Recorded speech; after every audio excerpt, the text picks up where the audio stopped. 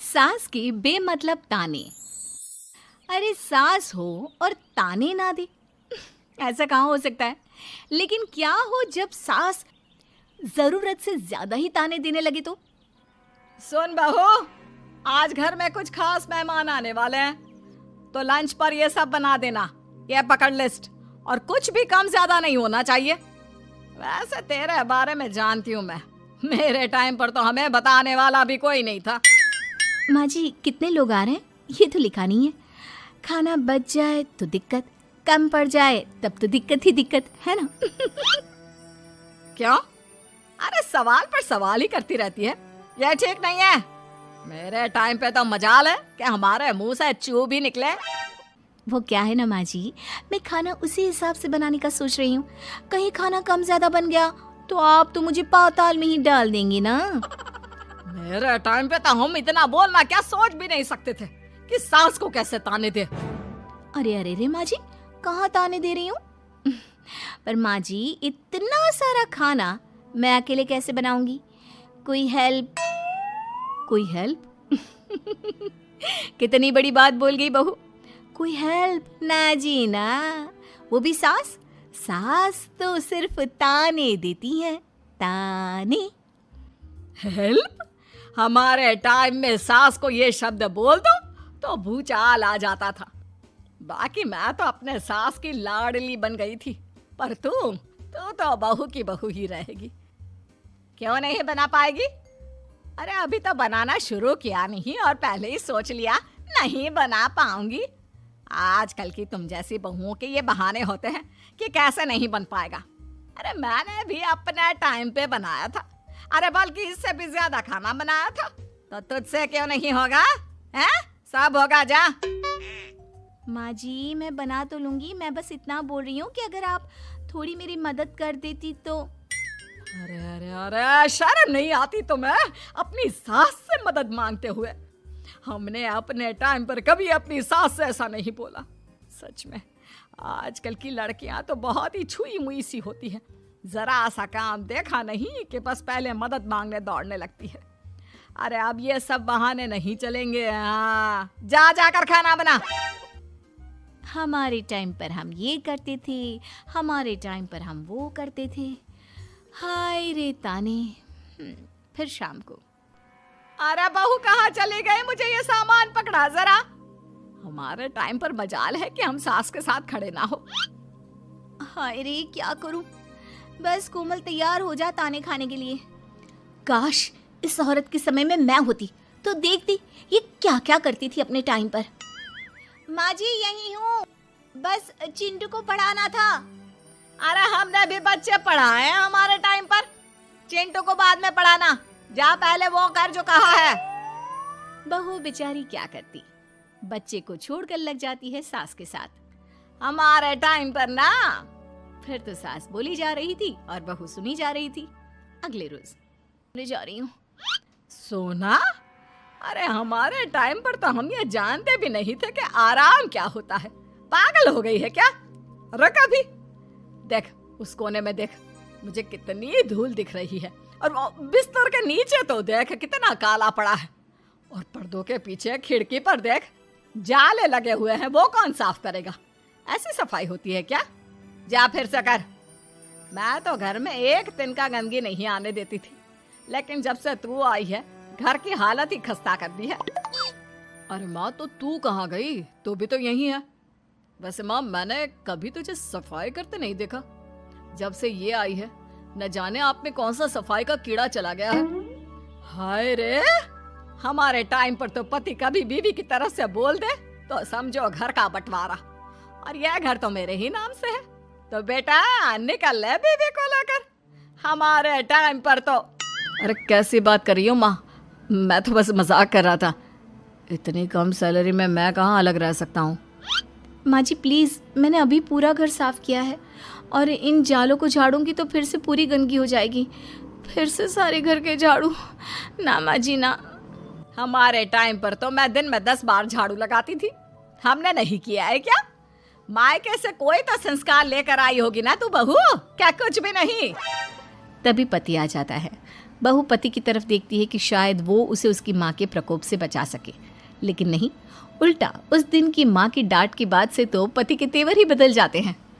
देखो, माँ जो करती है करती रहो।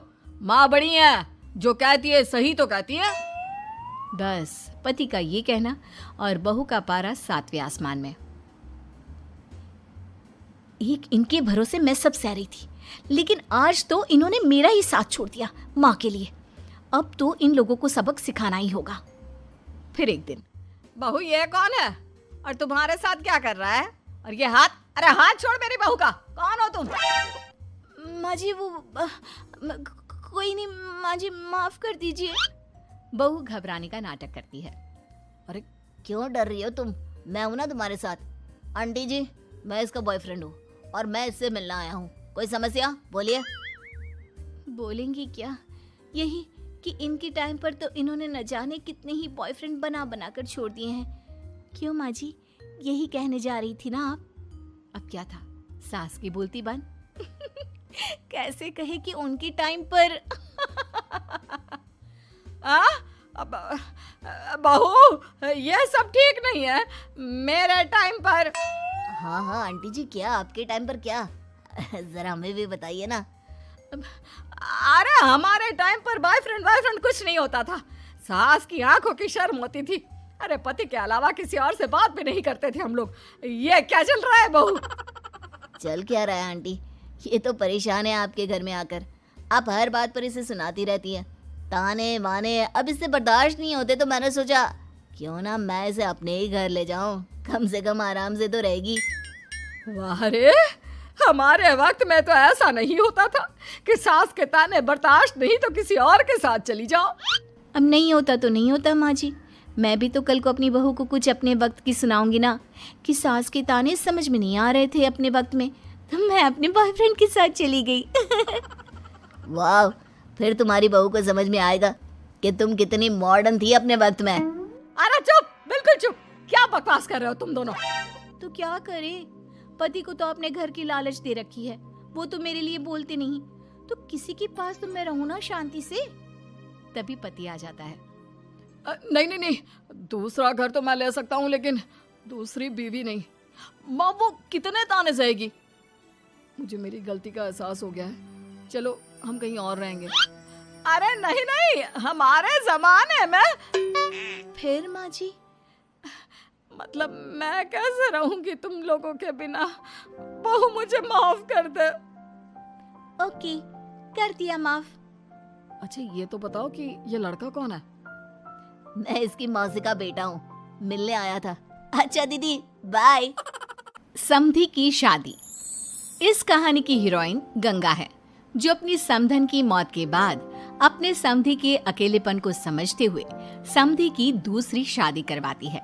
लेकिन उसकी बहू इस बात से बिल्कुल खुश नहीं होती। मुझे लगता है आपको शादी कर ही लेनी चाहिए।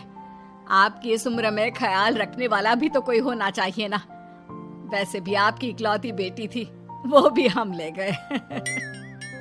अरे इस उम्र में शादी, लोग क्या सोचेंगे और कैसे कैसे बातें बनाएंगे कि जिस उम्र में इसे अपने पोते पोते को गोद में खिलाना चाहिए, उस उम्र में ये शादी कर रहा है।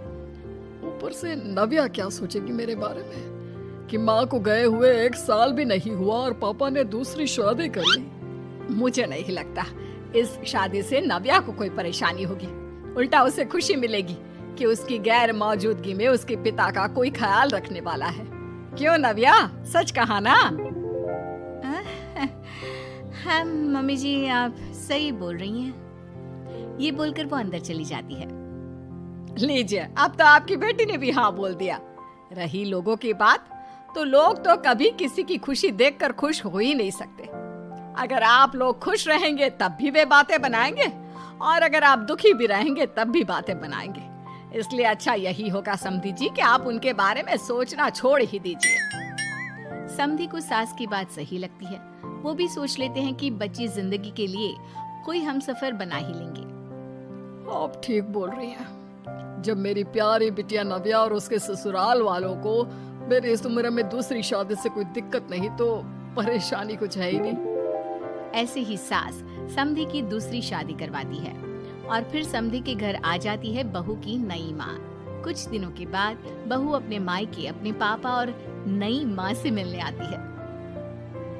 मेरा बच्चा कितने दिनों बाद मुझसे मिलने आई है। इधर बैठ, मैं तेरे लिए कुछ अच्छा सा बना कर लाता हूँ। तेरे फेवरेट पास्ता खाएगी ना? पापा आप क्यों? वो कहाँ है? उनसे बोल दीजिए आप मेरे ही पास बैठकर बातें कीजिए ना। उन्हें क्यों लेकर आए? कोई चैरिटी थोड़ी ना कर रहे हैं। इस उम्र में घर मिल गया, और क्या चाहिए? तभी नई माँ घर में आती है। बेटी की बात सुन रही होती है और सुनकर बहुत दुखी हो जाती है। वो अच्छा, तुम्हारी नई माँ वो जरा किसी काम से बाहर गई हुई है, आती होगी। मैं तब तक तेरे लिए कुछ अच्छा सा बना कर लाता हूँ। ठीक है पापा। लगता है नई माँ के पैर बाहर ही रहते हैं और आपको ही बनाकर खिलाना था तो क्या करे, छोड़िए। ये बोलकर वो घर में घूमने लगती है और चीजों को देखती है। इनको घर में आए हुए थोड़े दिन नहीं हुए और ये घूमने भी जाने लगी है, वो भी पापा को घर में अकेला छोड़कर। आने दो, एक बार इनकी खबर लेती हूँ। वैसे घर को तो बड़ा सजा कर संवार कर रखा है। चलो, ये तो खूबी है, कम से कम पापा को साफ कर का शौक भी है। इतने में नई माँ घर में आती है। अरे नव्या बेटा, तुमने पहले बताया होता तो मैं जल्दी घर आ जाती। तुम्हें नहीं पता मुझे तुमसे कितनी सारी बातें करनी है। कैसी हो बेटी? बेटी? हाँ, वैसे अब तो मैं आपकी बेटी हो ही गई हूँ, ना चाहते हुए भी। खैर, आप गई कहाँ थी? शादी हुए कुछ दिन भी नहीं हुए और आपने घूमने जाना भी शुरू कर दिया। पापा का ख्याल रखने के लिए शादी करवाई है आपकी, जानती है ना? नव्या, ये तुम क्या बोल रही हो? मैं कहीं घूमने नहीं बल्कि एक दोस्त से मिलने गई थी। उसकी तबीयत थोड़ी ठीक नहीं, इसलिए वो क्या है ना, शादी के चलते उससे मिलना नहीं हो पाया तो आज चली गई। अच्छा, वो भी पापा को यूं घर पे अकेला छोड़कर? आपके लिए आपका ये परिवार ज्यादा जरूरी है या आपकी दोस्त? देखिए, ये ठीक नहीं है। इतने में पिता आ जाते हैं। अच्छा, तुम आ गए। आओ, चलो तीनों मिलकर बैठ के खूब सारी बातें करते हैं। माँ कुछ नहीं कहती, चुपचाप अंदर चली जाती है। ऐसे ही बहू जब भी अपने मायके आती, अपनी नई माँ से ऐसे ही बात करती। नई माँ बहू के इस बर्ताव से परेशान होकर उसकी सास को बताती है। देखिए, माना वो बेटी है, लेकिन मैंने भी शादी की है। वो बेटी कम, सास सा व्यवहार ज्यादा करती है। अब छोटी है तो कुछ कहना ठीक नहीं लगता। बाकी शादी का रिश्ता लेकर तो आप आई थी, इसलिए आपको बता रही हूँ। मैं शादी करके बहुत पछता रही हूँ। अरे परेशान ना हो, मैं बहू से बात करती हूँ। तभी थोड़ी ही देर में बहू ससुराल आ जाती है। बहू कहाँ थी अब तक? तुम्हें पता है क्या टाइम हो रहा है? अब माँ जी, मैं अपनी एक सहेली से मिलने गई थी और माँ जी अभी तो 7 बज रहे हैं। अरे इतना लेट कोई घर आने का टाइम है? आज के बाद 6 बजे के बाद तुम घर आई तो तुम्हें घर में एंट्री नहीं मिलेगी। सास बहू के साथ बिल्कुल वैसा ही व्यवहार करती है जैसा वो अपनी नई माँ के साथ कर रही होती है। न जाने माँ जी को क्या हो गया है। मैं कितनी खुश थी कि मायके जैसा ससुराल मिला है।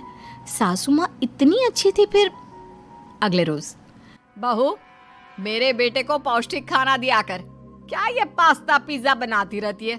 इसलिए शादी नहीं करवाई थी मैंने अपने बेटे की। ठीक है माँ, मैं बना दिया करूँगी ऐसा खाना। लेकिन माँ जी, आपको हुआ क्या है? पहले तो कभी आपने ऐसा नहीं किया, तो ये अचानक से मुझसे कोई गलती हो गई है क्या माँ? क्यों? ऐसे नहीं बोल सकती। समझ ले, ये तेरी सास का हुक्म है। ऐसे ही सास बहू को अपने सास वाले तेवर दिखाकर कभी डांटती तो कभी ताने मारती, पर बहू बेचारी बिल्कुल समझ नहीं पाती। एक दिन, बहू ये क्या बेफिजूल खर्चा करती रहती है? परसों ही तुमने अपने लिए एक साड़ी ली थी और आज फिर से। तुम्हें क्या लगता है पैसे क्या पेड़ पर होते हैं कि जब मन करा तोड़कर सामान ले लिया करा? हैं?